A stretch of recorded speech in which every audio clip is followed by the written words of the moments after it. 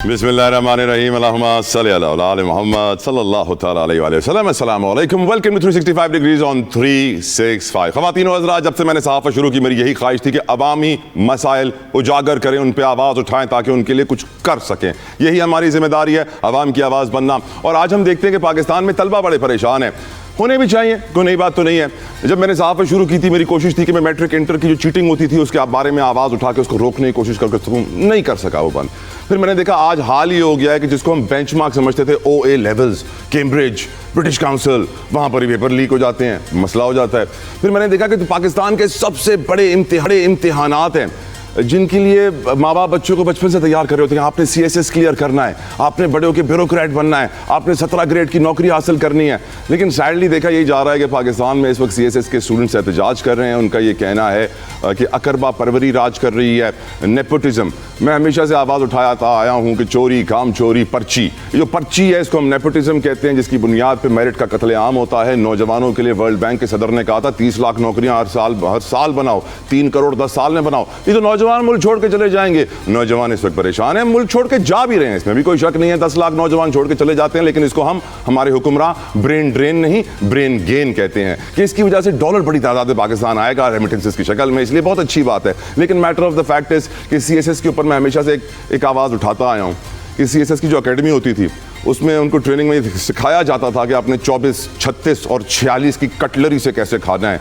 कौन से चमचे से सूप खाना है, कौन से चमचे से डिज़र्ट खाना है, और खाने के बाद चमचे कांटे छुरी कैसे करके रखने हैं, ड्राइवर से 1 आर्म डिस्टेंस रखना है। तो जो अंग्रेज़ों के बनाए हुए उसूल थे, अफसोस के साथ पाकिस्तान के 100 साल करीब होने को आए हैं, लेकिन हम अंग्रेज़ों को भूल नहीं पाए हैं। उन्हीं का कानून चल रहा है, उन्हीं के उसूल चल रहे हैं। लेकिन इस वक्त CSS के ऊपर बड़े क्वेश्चन मार्क्स लगाए जा रहे हैं। इसके ऊपर आज के प्रोग्राम में मैं डिस्कशन करना चाहूँगा। कादर पटेल साहब ने फ्लोर ऑफ द हाउस बड़ी अच्छी बातें की कि बिजली का बहरान है, लोड शेडिंग बढ़ रही है, आवाम के लिए कोई मसाइल का हल निकाले, गैस की लोड शेडिंग है, ये है वो है। मुझे याद आ गया बिलावल भुट्टो जरदारी साहब ने तो हुकूमत से कहा था कि मैं 3000 अरब इजाफी टैक्स जमा करके देता हूँ, नहीं करूँ तो मेरे हिस्से से काट लेना। हुकूमत को वो 3000 अरब छोटे नजर आ रहे हैं, यानी 6-7 अरब डॉलर्स। IMF से 1 अरब डॉलर्स के लिए हम क्या कुछ कर देते हैं। बिलावल साहब इतनी बड़ी रकम जमा करके देने को तैयार है हुकूमत के लिए, हुकूमत कान नहीं धरती। कुछ तो प्रॉब्लम होगा। प्रॉब्लम है डेवलपमेंट का भी। हम जानते हैं सिंध के अंदर आज तक न मोटरवे बन सका, न सिंध को उसके हिस्से की सस्ती गैस, सस्ती बिजली मिलती है, न सिंध के अंदर वो प्रोजेक्ट्स नज़र आते हैं जो हमें पाकिस्तान में नज़र आते हैं। दूसरे सूबों के अंदर प्रोजेक्ट्स जल्दी बन जाते हैं, हमारे यहाँ इंतहाई डिले का शिकार होते हैं, लोगों की कमरें ख़त्म हो जाती हैं खड्डों से गुजरते हुए। इसके ऊपर भी मैं बात करना चाहता हूँ। End of course bureaucracy. बहुत सारी बार हम ये सुन चुके हैं अपने सियासतदानों की ज़ुबानों से कि ब्यूरोक्रेटिक निज़ाम, जिसको वो बाबू भी कहते हैं, मुल्क में इस वक्त तबाह बर्बाद हो चुका है। इसके ऊपर ही प्रोग्राम में मैं बात करूंगा। और मेरे साथ क्योंकि इतने कमाल मौजूद मेहमान मौजूद हैं, I won't waste their time any more without any further delay. तारो साथ मौजूद हैं कराची स्टूडियो में। यूनुस धागा साहब किसी तारुफ के मोहताज नहीं हैं। आप जानते हैं कि साबिक सेक्रेटरी ख़जाना है, साबिक वज़ीर रह चुके हैं, चेयरमैन हैं policy research and advisory council के। बहुत बहुत शुक्रिया यूनुस साहब आपके वक्त के लिए। I am really honoured and obliged to have you on the show. मेरे साथ और मौजूद हैं PMLN के रहनुमा इंजीनियर राजा कमरुल इस्लाम साहब, हमेशा हमारे शो में आते हैं। इंजीनियर साहब अस्सलाम वालेकुम, बहुत शुक्रिया आपके वक्त के लिए सर, जज़ाकल्लाह खैर। मेरे साथ मौजूद हैं मुल्क के नाम और तज़कियाकार नईम कुरैशी साहब, हमेशा हमें इज्जत बख्शते हैं। बहुत बहुत शुक्रिया कुरैशी साहब, अस्सलाम वालेकुम व रहमतुल्लाह, बहुत शुक्रिया आपके वक्त के लिए। यूनुस धागा साहब आपसे शुरू करना चाहूँगा। धागा साहब, इस वक्त पाकिस्तान में हैदराबाद में हम देख रहे हैं 3 दिनों से एहतजाज जारी है। 11,000 के करीब बच्चों ने अटैम्प्ट किया, 70 पास हुए। इल्ज़ाम ये लगाया जा रहा है कि मुबैना तौर पे जो पास हुए हैं वो सब बड़े ख़ानदानों के बच्चे हैं मोस्टली, और कोई ना कोई उनकी पॉलिटिकल बैकिंग है जिसकी वजह से वो क्लियर हुए हैं, और बड़ा शोर भी मच रहा है सोशल मीडिया के ऊपर। आपकी नज़र में जो हुआ है CSS के अंदर, ये बच्चे सही कंप्लेन कर रहे हैं, गलत कंप्लेन कर रहे हैं? क्या CSS का निज़ाम वही है जो अंग्रेज़ बना कर गए थे, और क्या इसके अंदर तनज़्ज़ुली हुई है, तरक्की हुई है? योर ओपिनियन यूनुस धागा साहब। जी बहुत शुक्रिया, बहुत शुक्रिया। और ये यकीनन आपने बहुत ही एक इम्पॉर्टेंट सवाल उठाया है। अब मैं थोड़ी सी वजाहत कर दूँ। एक प्रोग्राम है CSS जो कि फेडरल पब्लिक सर्विस कमीशन चलाता है जी, और ये जो एहतजाज हो रहा है ये सिंध पब्लिक सर्विस कमीशन के कॉम्पिटिटिव एग्ज़ाम के ख़िलाफ़ है। तो ये दोनों फ़र्क हैं। वो ये सूबाई महकमा है और सूबाई सतह पे इसको चलाया जाता है, और CSS जो है वो फेडरल पब्लिक सर्विस कमीशन वफाकी सतह पे चलाया जाता है। CSS का इदारा अल्हम्दुलिल्लाह इतने सालों में उसके ख़िलाफ़ कोई इस तरह की कभी कोई शिकायत नहीं आई है। हर साल उसका एक कॉम्पिटिटिव एग्ज़ाम होता है जिससे हम police, customs, income tax, Pakistan administrative service, Pakistan foreign service और बहुत सारे जो 12 इनके शोबे हैं उनमें इनकी सिलेक्शन होती है। उनकी सिलेक्शन की मेरिट के ऊपर आज तक کبھی کوئی اعتراض نہ آیا ہے، نہ کبھی کوئی کورٹ میں گیا. ہاں کبھی اس پہ سوٹیبلٹیز لگتی ہیں تو لوگ کورٹ میں جاتے ہیں، وہ ان کو انصاف مل جاتا ہے، بٹ اس کے میرٹ کے اوپر یا اس کے ٹرانسپیرنسی کے اوپر آج تک کوئی سوال نہیں ہوا. تو CSS ایک ہمارے ملک کا ایک وہ ادارہ ہے کہ جس کے اوپر ہم فخر کر سکتے ہیں کہ اس میں ہم نے میرٹ کو بھی رکھا ہوا ہے اور ٹرانسپیرنسی کو بھی رکھا ہوا ہے. واقعی آپ نے بات کی سندھ پبلک سروس کمیشن کی، اس میں یہ شکایات کافی عرصے سے چل رہی ہیں، یہ کوئی پہلی شکایت نہیں ہے. اب تو آپ نے جیسے کہا کہ حیدرآباد میں انہوں نے سڑک پہ آ کے ایک احتجاج کیا ہے، ادروائز اس کے اوپر کورٹوں میں کیسز بھی داخل ہوتے رہیں اور لوگوں کی شکایات بھی یہ ہیں کہ اس کی ٹرانسپیرنسی کے پرابلمس ہیں اور اس کے اوپر کافی پولیٹیکل انفلوئنس کی بھی شکایت ہے. تو اب ضرورت یہ ہے کہ سندھ گورنمنٹ اور سندھ کیبنٹ یا سندھ اسمبلی اس کے اوپر کوئی ایسا طریقہ کار بنائے کہ جس طرح CSS میں فیڈرل لیول پہ لوگوں کی شکایت اس طرح کی نہیں ہے، تو وہ بھی ایک ٹرانسپیرنٹ. اور میں خود بھی میں آپ کو یہ بتاؤں کہ کچھ عرصے پہلے سندھ پبلک سروس کمیشن بھی ایک بڑا مایہ ناز اور اچھے کچھ عرصہ پہلے یعنی 2008 سے پہلے سر؟ جی میں اس سے وہی بات کر رہا ہوں، کیونکہ میں بھی پہلے میں نے پروونشل سروس کمیشن سے میں نے کیا، اس کے بعد پھر میں CSS میں گیا تھا. اوکے. تو اس زمانے میں جسٹس کوریجو ہوتے تھے اور بڑے نامور قسم کے اس میں ممبران ہوتے تھے، تو وہ ان کی سلیکشن کے اوپر کبھی کوئی اعتراض نہیں ہوتا تھا اور یہ سسٹم چلتا رہا کافی عرصے تک. پھر اس کے بعد یہ ہوا کہ اس کے اندر ایک پولیٹیکل انٹرفیرنس کی شکایت شروع ہوئی ہے، جو کہ ایک کسی بھی صوبے کے مستقبل کے لیے اچھا نہیں ہے کہ وہاں پہ میرٹ پہ اگر افسران نہیں آئیں گے تو وہاں پہ پھر کوالٹی آف گورننس بڑی پھر متاثر ہوتی ہے. آپ کی نظر میں سر اس وقت جو سندھ پبلک سروس کمیشن ہے وہ کیا پیپلز پارٹی کے کنٹرول میں ہے؟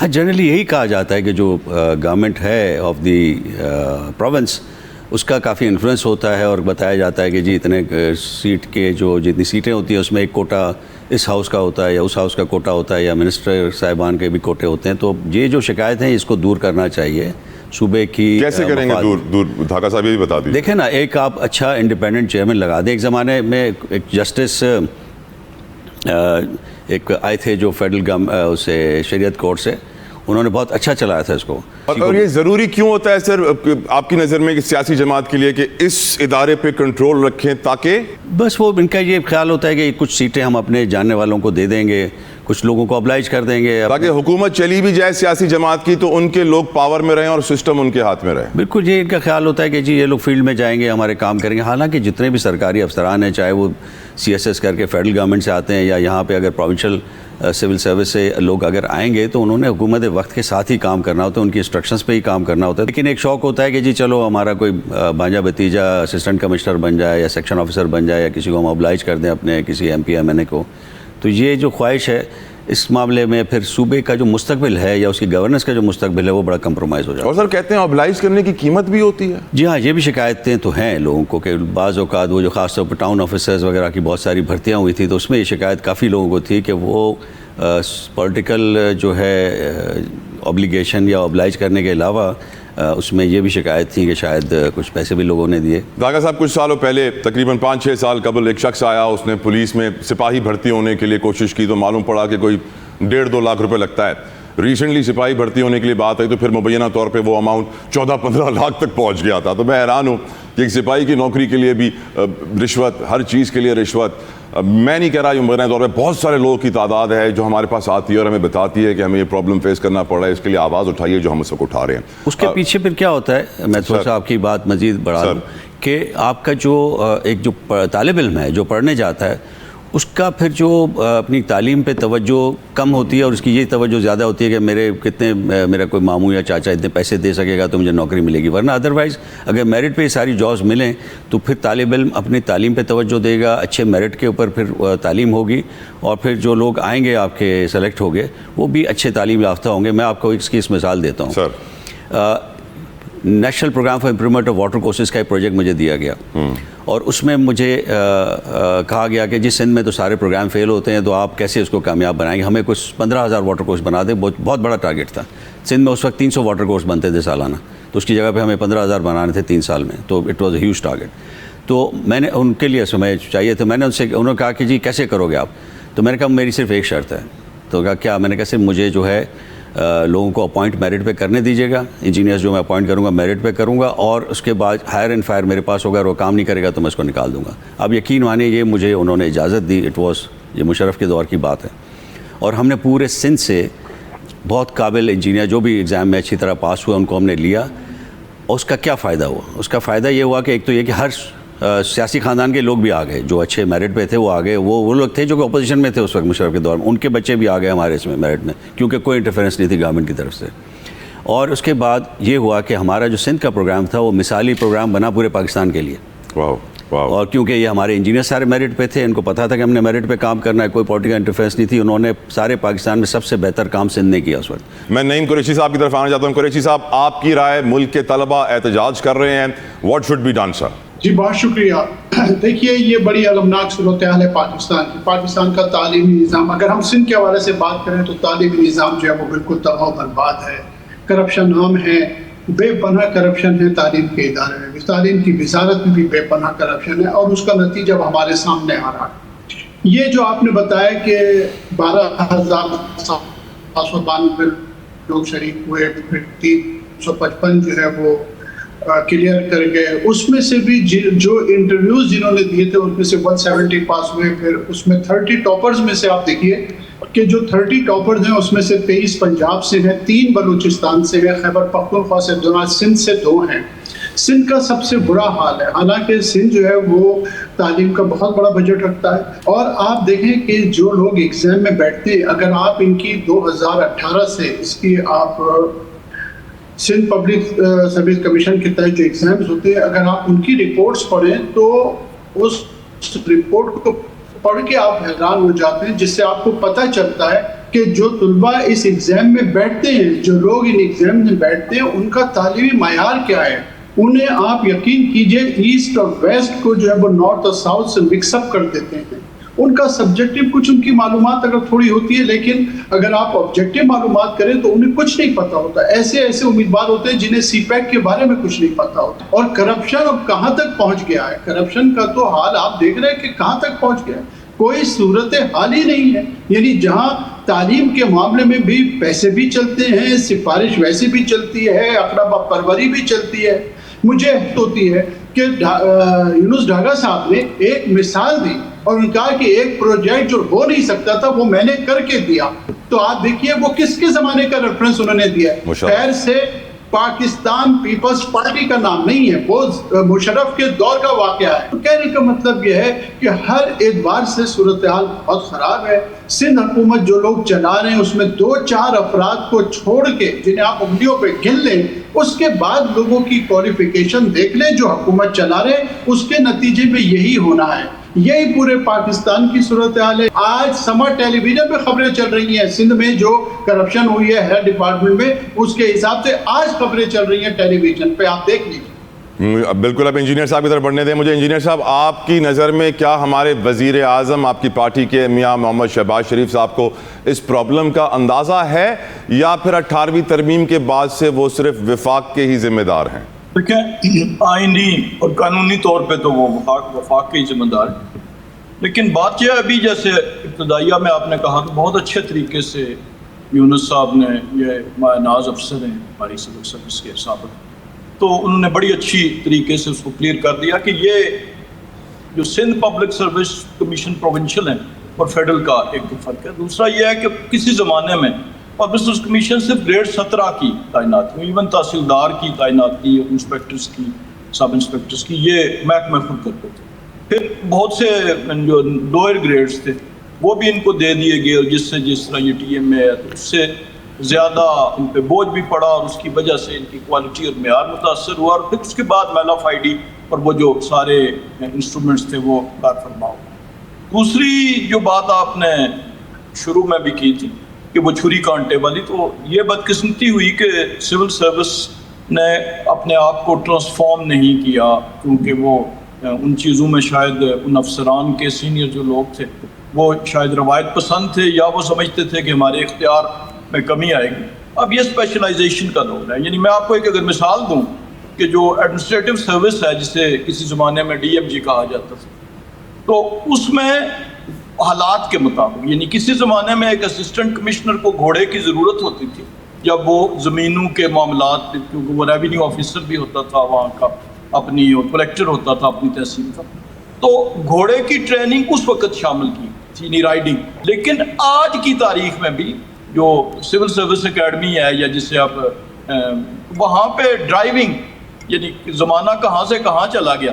تو رائڈنگ آج بھی موجود ہے, تو یہ وہ ٹرانسفارمیشن کی ضرورت, ڈرائیونگ موجود نہیں ہے تو ٹرانسفارمیشن کی ضرورت. ویل سیڈ سر. دوسری جو بات کی آپ سول سروس کے حوالے سے, اس میں یہ ضرور کہنا چاہوں گا کہ ابھی ہمارے civil service C S S, کسی زمانے میں جسے سی ایس پی کہتے تھے, تو سی ایس ایس کے ابھی ریزلٹس جو آئے ہیں ریسنٹ, اس میں آپ جا بجا سوشل میڈیا پہ بھی دیکھ رہے ہوں گے, اور ویسے بھی اگر ان کے پروفائلز دیکھیں, جس نے دوسری پوزیشن لی, جس نے چوتھی لی, وہ کون ہے؟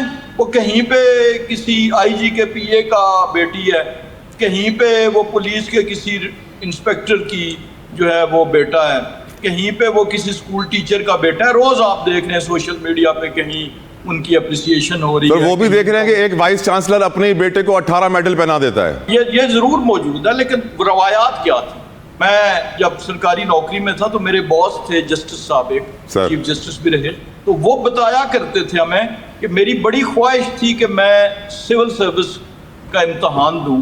بیرسٹری کر کے آئے, انہوں نے کہا جی کہ جب میں قانون شروع کیا تو میرے والد سیشن جج لاہور تھے, تو میں سیشن عدالت میں پریکٹس نہیں کر سکتا تھا ایز اے لائر, تو میں سول کورٹ لوئر میں کرتا تھا, اور دوپہر کو جا کے والد صاحب کے کمرے میں لنچ کرتا تھا, اور پھر لوئر کورٹ میں یا ہائی کورٹ میں پریکٹس کرتا تھا.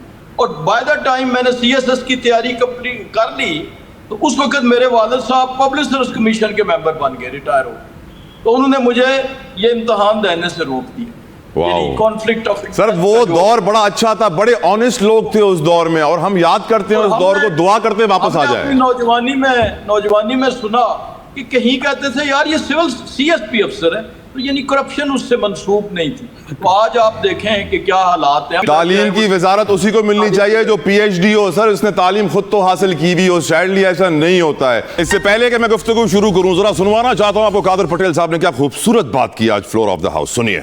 آپ نے سولر پہ تو تقریباً سورج پہ بھی ٹیکس لگا دیا, پابندی لگا دی. اس کی وجہ یہ ہے کہ آپ کو آئی پی پیز کو ناجائز پیسہ اتنا دینا پڑ رہا ہے پاکستانیوں کا کہ وہ آپ کا سورج بھی اب پاکستان میں استعمال نہیں کر سکتے. نیشنل گریڈ میں 79 to 80% گیس سندھ آپ کو دیتا ہے. اب آپ کیوں کہہ رہے ہیں جی کھانے کے اوقات میں قطر سے آئے گی تو دے جائے گی؟ آپ کا آئین کہتا ہے کہ پہلے ہماری پوری ضرورت پوری کرو, گھر ہو, انڈسٹری ہو, کھیت ہو, کھلیان ہو. آپ کا آئین ہمیں, آپ کو اور مجھے اس بات کا پابند کرتا ہے. آپ کون ہوتے ہیں ٹائمنگ لگانے والے؟ بات یہی کہہ رہے تھے قادر پٹیل صاحب کی بجلی کا بحران, لوڈ شیڈنگ, گیس جو صوبہ پیدا کر رہا ہے اس کو گیس نہیں مل رہی ہے. جو ہمارا حق ہے, سندھ کا حق ہے کہ گیس پیدا کرتا ہے سستی گیس ملے. نہ سندھ کو سستی گیس ملتی ہے, نہ سستی بجلی ملتی ہے, نہ موٹر ویز ملتی ہیں. کراچی کی ڈیولپمنٹ کی بات کی جائے تو کیا ہی بات ہے. میں کم بولوں تو اچھا ہے. میرے ساتھ دھاگا صاحب بھی موجود ہیں. دھاگا صاحب آپ کچھ روشنی ڈالیے, کیا وجہ ہے کہ بلاول بھٹو زرداری کہتے ہیں کہ میں 3000 ارب اضافی جمع کر کے دینے کو تیار ہوں, $6-7 بلین ہر سال,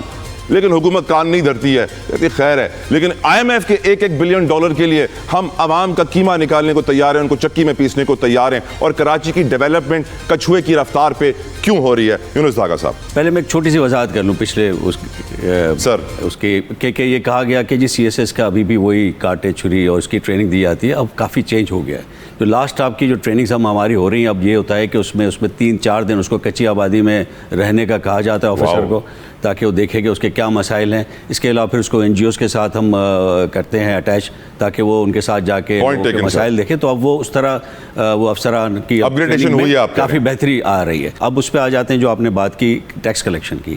اب ٹیکس کلیکشن کی یقیناً یہ بہت اچھی آفر ہے. کوئی بھی اگر آپ کو آفر کرے کہ جی جہاں پہ آپ سے ٹیکس کلیکٹ نہیں ہو رہا وہ ہم آپ کو کلیکٹ کر کے دیتے ہیں. لیکن ایک ہم ضرور دیکھ لیتے ہیں, صوبائی حکومتیں دونوں, سندھ اور پنجاب دونوں کی یہ بات ہے کہ کافی عرصے سے یہ کہا جا رہا ہے کہ ایگریکلچر پہ انکم ٹیکس اسی ریٹ پہ وصول کیا جائے جس طرح ہم سب سے ہماری سیلریز پہ یا چھوٹے موٹے کاروباروں پہ وصول کیا جاتا ہے. لیکن وہ قانون تو بنا دیا دونوں حکومتوں نے, لیکن آپ یہ دیکھیں کہ اس کی ٹوٹل جو اندازہ لگایا گیا تھا کہ 200 ارب روپے کم سے کم انیشلی انکم ٹیکس میں جمع ہونے چاہیے ایگریکلچر سے پنجاب میں اور سندھ میں. اور ان دونوں صوبوں سے یہ توقع تھی کہ یہ 100-150 پنجاب کلیکٹ کر لے گا اور تقریباً 70-80 ارب روپے سندھ کلیکٹ کرے گا ایگریکلچر انکم ٹیکس میں. لیکن ہوا یہ کہ سندھ نے اپنے بجٹ میں رکھے ہیں کوئی 10-12 ارب روپے, اور پنجاب نے بھی کوئی اسی طرح کی رقم 10-12 ارب کی رکھی ہے کہ یہ ہم کلیکٹ کریں گے. تو جہاں پہ ان کے پاس اپنا پوٹینشیل ہے, جس کو اتنے سالوں سے کلیکٹ کر رہے ہیں اور جس کے پاس پورا ایک نیٹ ورک ہے ان کے پاس ایگریکلچر انکم ٹیکس وصول کرنے کا، وہاں تو ان کی کارکردگی یہ ہے اور یہ وفاق سے لینا چاہتے ہیں تو اچھی بات ہے۔ کراچی کا قصور کیا تھا صاحب؟ کراچی کا ایک ایشو ہے، کراچی کا ایشو یہ ہے کہ کراچی ہمیشہ سے اپوزیشن کا شہر رہا ہے، تو اس میں نہ وفاقی حکومت کو دلچسپی ہوتی ہے اور نہ ہی صوبائی حکومت کو دلچسپی ہوتی ہے، حالانکہ پر سر ہائیبرڈ ڈیموکریسی میں اپوزیشن کا تو کوئی رول ہی نہیں ہے سر۔ جی ہائیبرڈ ڈیموکریسی واقعی اپوزیشن کا تو کوئی رول نہیں ہے، لیکن جو حال ہماری کراچی کا ہوا ہے اس میں آپ اگر اپوزیشن کی بھی دیکھیں، اب جیسے اب فرض کیجئے کہ میں K4 کی آپ کو مثال دیتا ہوں، میں نے ایک آدھ اور پروگرام میں بھی بات کی تھی۔ جی سر۔ K4 منصوبہ ہے جس کو بنانا چاہیے تھا صوبائی حکومت کو، انہوں نے نہیں بنایا کافی عرصے تک، پھر وفاقی حکومت کے کچھ لوگ یہاں سے الیکٹ ہو گئے، انہوں نے جا کے کی بات اور انہوں نے K4 منصوبہ شروع کیا، اس کو بھی شروع ہوئے کوئی 16-17 سال ہو چکے ہیں، 2012 میں انہوں نے شروع کیا تھا، اس کے بعد سے آج تک وہ منصوبہ کمپلیٹ نہیں ہو سکا، اس میں کئی وجوہات ہیں، لیکن ایک جو آپ دیکھ لیں صرف چھوٹی سی بات اپوزیشن کی جو آپ نے بات کی کہ پیپلز پارٹی اور MQM یہ دونوں وفاقی حکومت کے ساتھ ہیں، ان کے بغیر اس کا بجٹ پاس نہیں ہو سکتا تھا، پچھلا بجٹ جو پاس ہوا۔ وزیر اعظم صاحب نے یہ اعلان کیا تھا کہ میں 2 سال میں یہ کمپلیٹ کراؤں گا، 2024 میں انہوں نے کہا تھا کہ 2 سال میں K4 کمپلیٹ ہو جائے گا، لیکن اس سال کے جو بجٹ میں 35 ارب کی جگہ پہ صرف 3.2 ارب روپے رکھے گئے اور اس بجٹ کو دونوں پارٹیوں نے پاس کروا دیا، ورنہ ان کی یہ تھی پوزیشن کہ اگر وفاقی حکومت پہ پریشر ڈالتے تو وہ پورے پیسے ان کو دیتے اور کراچی K4 منصوبہ کامیابی کی طرف بڑھتا یا آگے تکمیل کی طرف بڑھتا۔ اب یہ حالات ہیں جس میں اپوزیشن بھی ہو یا ہماری حکومتیں بھی ہوں، یہ کراچی کے معاملے میں اسی طرح ان کی ایک لاپرواہی۔ سڑکوں کا کیا قصور ہے ویسے ہماری سڑکوں کا سر؟ جی کراچی کی سڑکوں کا کیا قصور ہے؟ اب آپ دیکھیں نا، جو آپ نے ایک پروجیکٹ میرا اگر آرٹیکل پڑھا ہے جو 2 دن پہلے ڈان میں چھپا تھا، اس میں ہم نے یہی بتایا کہ جی پچھلے جو BRT ہے، BRT کا لفظ جو ہے پہلی دفعہ پاکستان کے اندر آیا 1990 میں، ایک پروجیکٹ کراچی کے لیے اناؤنس کیا گیا کہ جی BRT کراچی میں بننی چاہیے 6، اس میں یہ پورا ایک ورلڈ بینک اور جو اقوام متحدہ کا UNDP انہوں نے KDA کے ساتھ مل کے پوری ایک کراچی کی انہوں نے وہ کی سروے کیا اور بتایا کہ کراچی کے ٹرانسپورٹ کا حل ہے کہ یہاں پہ 6 BRTs بننی چاہیے، اس میں سے ایک کو پرائرٹی پہ انہوں نے رکھا جس کو سوراب گوڈ سے ٹاور تک، وہ آج تک نہیں بنی، وہ 1990 میں بننی تھی۔ اس کے بعد پھر 2012 میں جائکا نے یہ پروجیکٹ دیا، 2010 سے 2012 جائکا نے کام کیا اس کے اوپر، انہوں نے پروجیکٹ دیا آپ کو Karachi transportation improvement project KTIP، اس کو 18 سال میں کمپلیٹ ہونا تھا، 2012 سے 2030 تک۔ اب صرف 4 سال اس میں سے رہ گئے، 16 سال میں سندھ گورنمنٹ نے اس پروجیکٹ میں سے صرف 3.9 کلومیٹر بنائے اورنج لائن کے، باقی اور کوئی پروجیکٹ آج تک کمپلیٹ نہیں کر سکے۔ اس کے مقابلے میں اگر آپ دیکھیں پنجاب نے اس کے بعد شروع کیا BRT، 2012 میں شروع کیا، 2013 میں انہوں نے کمپلیٹ کر لیا اس کو 18 مہینے کے پیریڈ میں، اس کے بعد وہ مسلسل، اس کے بعد انہوں نے ملتان میں بنایا، راولپنڈی میں بنایا، اس وقت بن رہا ہے جو گجرانوالہ میں، فیصل آباد میں، اور لاہور میں ایک انڈر گراؤنڈ بن رہا ہے، اس کے علاوہ ایک میٹرو بنا دی انہوں نے ٹرین لاہور میں، تو یہ سارے انہوں نے تقریباً 95 کلومیٹر کر لیے اور سندھ میں صرف 3.9 کلومیٹر پچھلے 14 سال میں ہوئے۔ تو اگر اس طرح ایک صوبہ، حالانکہ یہ آپ کے صوبے کا کیپٹل ہے، آپ کے لیے میٹر آف پرائڈ ہونا چاہیے کہ اس کو ہم سب سے اچھا شہر بنائیں گے ملک کا، لیکن وہ نہیں ہے سر۔ صوبے کا کیپٹل تو بعد میں فائنینشیل ہب، میٹروپولس، آپ کے ملک کا سب سے بڑا اثاثہ، 10% سے زیادہ پاکستان کا اکانومی کا اتنا بڑا، کیا کہیں کراچی کے لیے؟ انجینئر صاحب، کیا وزیر اعظم کیا صرف پنجاب کے وزیر اعظم ہیں؟ کیا وہ سندھ کے وزیر اعظم نہیں ہیں؟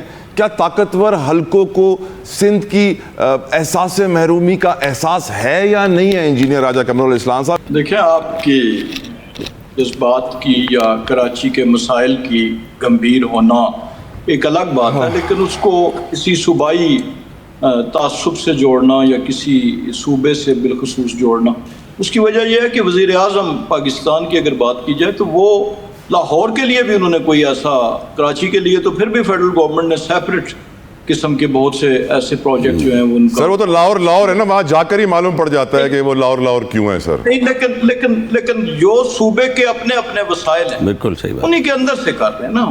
میں صرف اتنا اس بات کو ایمفسائز کر رہا ہوں، میں کسی حکومت کو جو ہے وہ نہیں کر رہا، انڈرمائن نہیں کر رہا اس کی کارکردگی کو، چاہے وہ سندھ ہے یا KP ہے، لیکن کہنے کا مطلب یہ ہے کہ یہ بات صحیح ہے، یہ بات صحیح ہے ان کی، یہ بات صحیح ہے بالکل۔ جی کنٹینیو۔ تقسیم ہو گئی، جی اس کے بعد پنجاب کی حکومت کا کام ہے کہ وہ یہ پنجاب کے پہ یہ گلا تو کوئی کر سکتا ہے کہ جناب وہ فلاں شہر میں زیادہ سر جو ہائبرڈ جمہوریت لا سکتے ہیں وہ یہ سسٹم بھی صحیح کر سکتے ہیں لیکن انٹرسٹڈ نہیں ہے, کیسے ان کو انٹرسٹڈ کریں؟ دیکھیں نا, سسٹم تو صحیح کرنا کا سب سے پہلا جو مرحلہ ہوتا ہے وہ تو عوام نے کرنا ہوتا ہے. جب آپ اگر فرض کیا کسی بھی پارٹی کسی بھی ممبر سے شاکی ہیں کہ انہوں نے اس طرح پرفارم نہیں کیا یا ڈرینیج زیادہ تھی ریسورسز کی, اب یہ بنیادی وجہ تو ڈرینیج آف ریسورسز ہے کہ جب ایک بالٹی کا پیندہ جو ہے وہ نیچے سے وہ لیک کر رہا ہے تو اس کے بعد اس میں وسائل ڈال, وہ سر جہاں نیچے سے لیک کر رہا ہے نا وہاں سے کسی نے پائپ جوڑ کے اپنی بالٹی جوڑ لی ہے.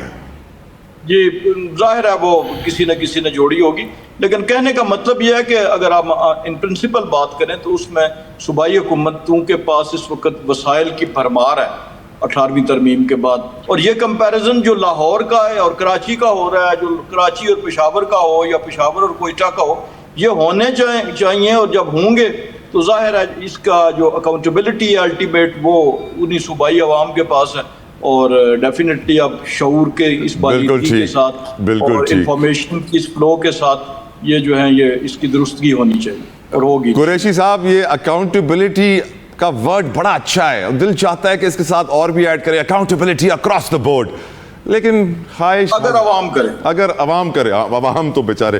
خیر قریشی صاحب آپ کی طرف. جی بہت شکریہ. دیکھیے ایک تو یہ کہ یونس ڈھاگا صاحب سے پہلی مرتبہ میری کسی پروگرام میں ملاقات ہوئی ہے, اور چونکہ ان کا بیک گراؤنڈ یہ ہے کہ وہ بیوروکریٹ ہیں اور اچھے بیوروکریٹ ہیں, ایماندار بیوروکریٹ ہیں, اس لیے بیچارے معصوم بھی بہت ہیں.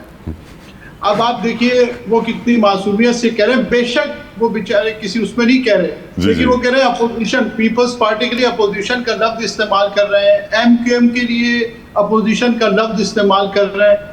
آپ بتائیے اپوزیشن میں بیٹھی ہے ایم کیو ایم کا کوئی کردار ہے؟ پیپلز پارٹی کا بحیثیت اپوزیشن سندھ میں opposition leader M Q M کا ہے ویسے سندھ اسمبلی میں, اس میں تو کوئی شک نہیں. تو اس لحاظ سے ان کا تو بیچارے تو برائے نام ہے یہ. تو اسی طرح راجہ صاحب کی جو گفتگو ہے, مجھے ایک لفظ سمجھ نہیں آیا کہ راجہ صاحب کہنا کیا چاہتے ہیں.